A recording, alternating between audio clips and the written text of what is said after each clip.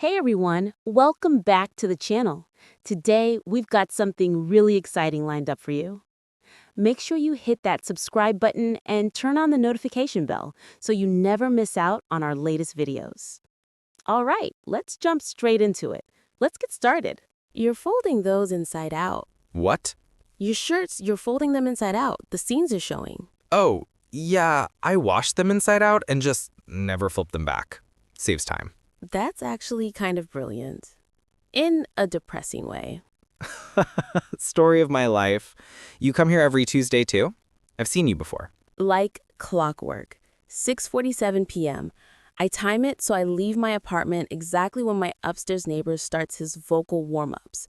He's training to be an opera singer, apparently. Lots of scales. Endless scales. That sounds like torture. It's not the singing that bothers me.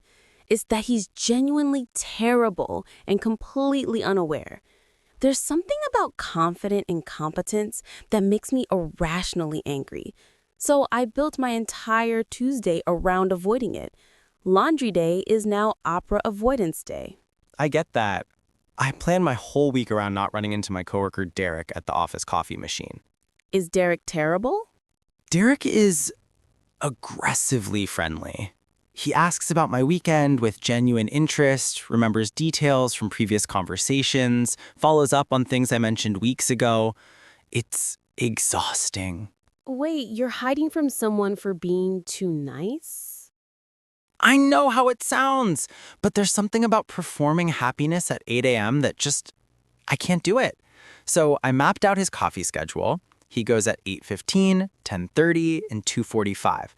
I go at 8:45, 11:15, and 3:30. It's like a very pathetic spy mission. That's incredibly elaborate. You've built a whole choreography around coffee. My therapist says I have avoidant attachment patterns. I say I just really need my morning coffee without discussing my weekend plans. Pause. I respect that actually. I time my grocery shopping for 10:42 p.m. on Sundays because that's when this one stock clerk is working. He has this very specific, very efficient way of restocking the pasta aisle. Watching him is soothing. He color coordinates the labels, creates these little rainbow patterns along the shelf. You go to the grocery store to watch someone organize pasta. When you say it like that, it sounds creepy. It's not creepy, it's just there's something about witnessing someone do their job really well, with no one watching, no one caring. He doesn't know I notice. There's a purity in that. No, I actually get that completely. There's this woman at the post office who has the most methodical stamping technique I've ever seen. She stamps in threes. Stamp, stamp, stamp. Rotate the pad. Stamp, stamp, stamp. It's hypnotic. I sometimes mail things I don't need to mail just to watch her. What do you mail? Letters to myself, mostly. Notes, shopping lists. Last week I mailed myself a drawing of a sad turtle. My mailman definitely thinks I'm unhinged. Are you? Laughs. Probably a little bit. Aren't we all? I mean, you're architecting your life around opera schedules and pasta displays. Fair point. Pause. Do you ever feel like you're performing your own life? Like you've created all these little routines and rituals, and you're not sure if you're doing them because you want to or because you've just convinced yourself this is who you are. Stops folding. Wow, that's... Yeah. Every morning I make overnight oats with exactly 17 blueberries. I counted once and now I can't stop. If I put 16 or 18, the whole day feels wrong. 17 is a strange number. It's a prime number that feels important somehow, even though mathematically it makes no difference to my breakfast. I own 42 coffee mugs, but only ever use the same chipped one with a faded cat on it.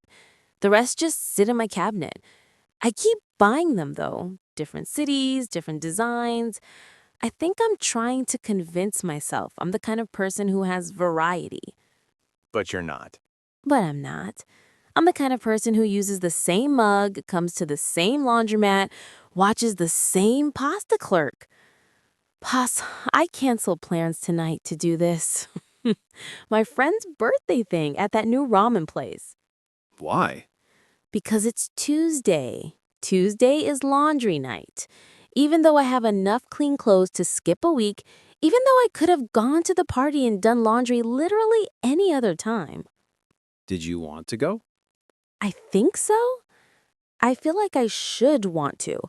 But when I imagine sitting in that loud restaurant, doing that thing where everyone competes to tell the most interesting story about their week, I just wanted to be here, folding warm towels, watching my socks tumble in the dryer. Is that pathetic? I don't think so. I think we're taught that a good life is supposed to be exciting and spontaneous and full of new experiences. But maybe some of us are just built for repetition, for small, quiet rituals that make us feel grounded. Or maybe we're both just scared. Long pause. Maybe both things can be true. I like the smell of fabric softener more than I like most people. Laughs. That's the saddest and most relatable thing I've heard all week. What did you do today before this?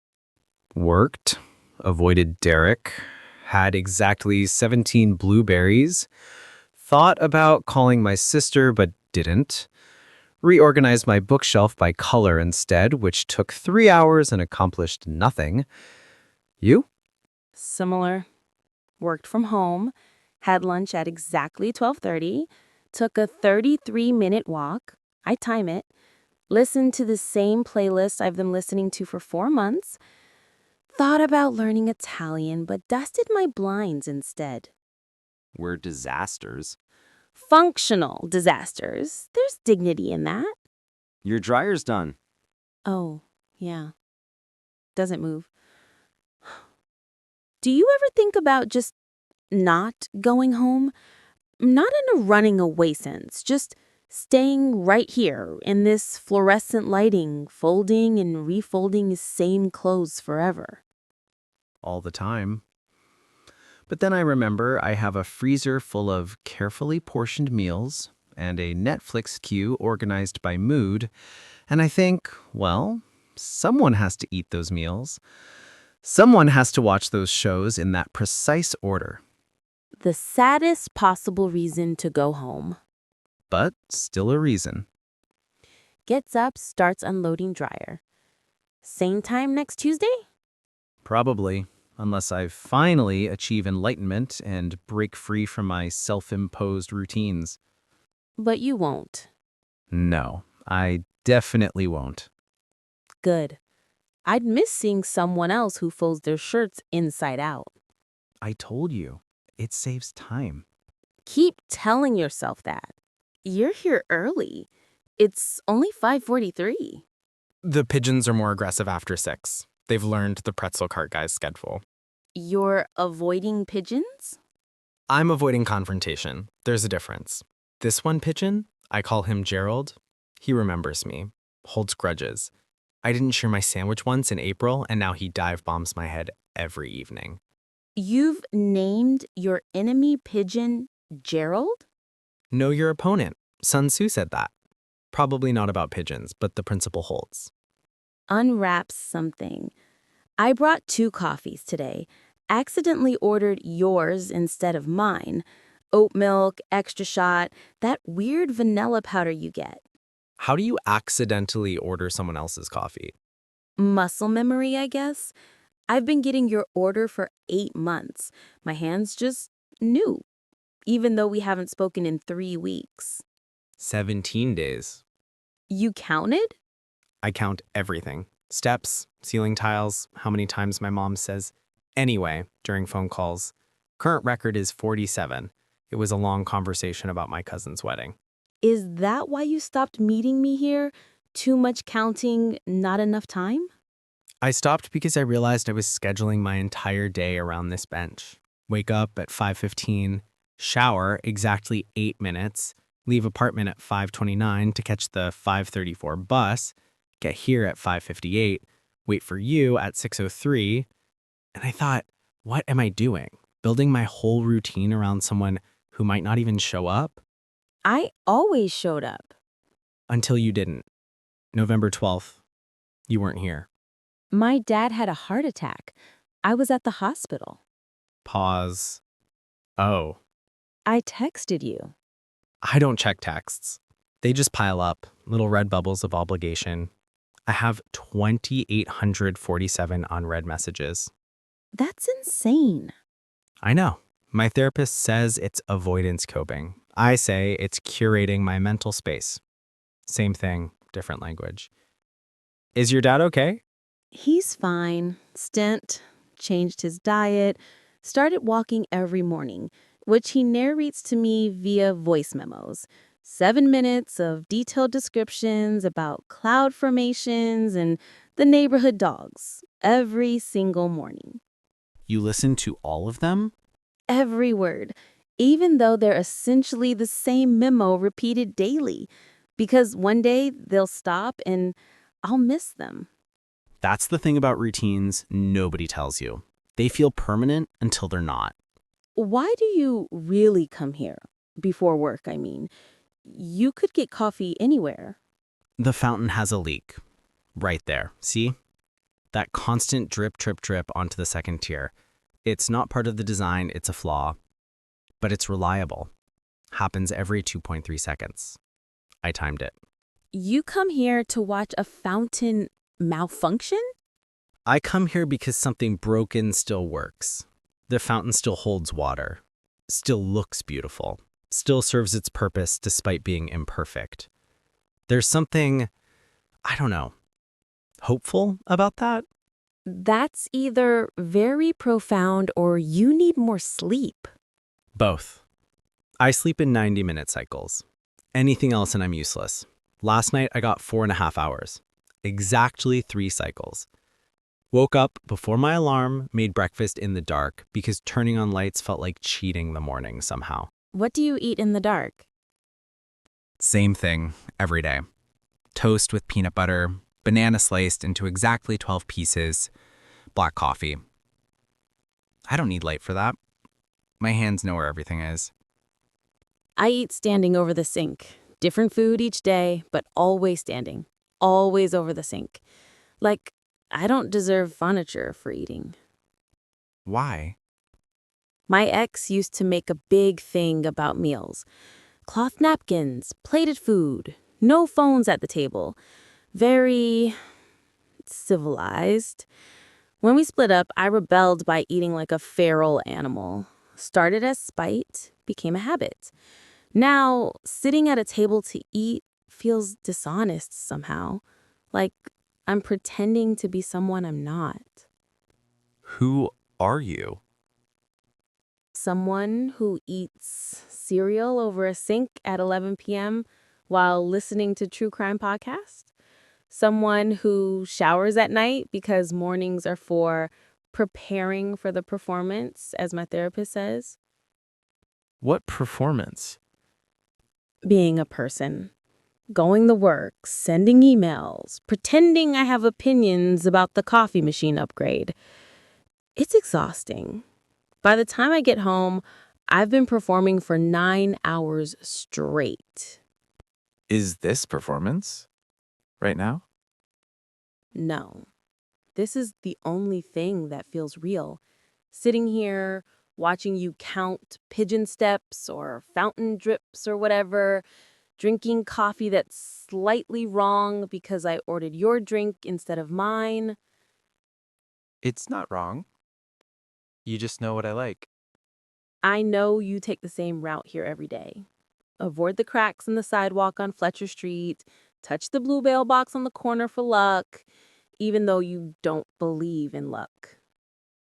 You've been watching me. We've been watching each other. That's what this is. 2 people with broken routines who found something steady in showing up at the same broken fountain. Why'd you really come today? After 17 days. Because my dad's voice memos started including you. Speaker, the sunrise today reminds me of that friend you meet every morning. Is Speaker, well, you should check on Speaker every morning. Same question. Embedded in cloud descriptions and dog updates. Your dad doesn't know me. He knows you matter, which is more than I admitted to myself. I built my morning around avoiding you because I realized you'd become essential, like coffee or breathing, and that terrified me. Gerald the pigeon is essential to me. He gives me purpose, something to strategize against. Without him, I'd have no reason to show up early. That's the saddest thing I've ever heard. Or the most honest. Maybe we're all just finding excuses to maintain our routines. You, me, your dad, and his morning walks, we create these elaborate rituals around tiny things because the big things are too scary to schedule. What big things? Friendship, connection, admitting that someone else's absence leaves a hole in your carefully constructed day. Checking watch. It's 6:03.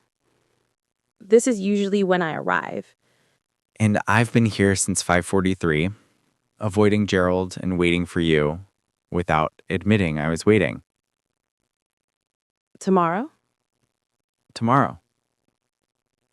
But maybe sit on my right side instead of my left. I need to watch for Gerald. He attacks from the east. You're genuinely afraid of a pigeon. I'm genuinely afraid of a lot of things. Gerald just happens to have wings. Same time? 5:43. Before the pretzel cart. Before Gerald. Before the performance starts. Before we have to be people instead of just us. Yeah. Before that.